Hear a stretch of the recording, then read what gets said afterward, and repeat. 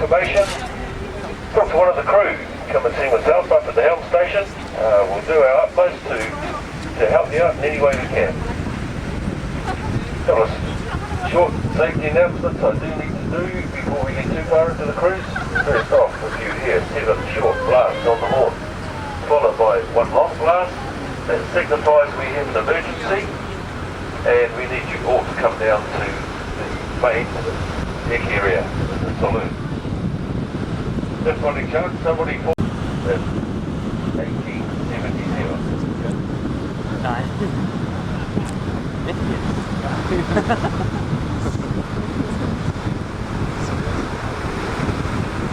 There's no 10 feet you can see across on the right hand side. That's the Pembroke Mountain, the Pembroke Glacier.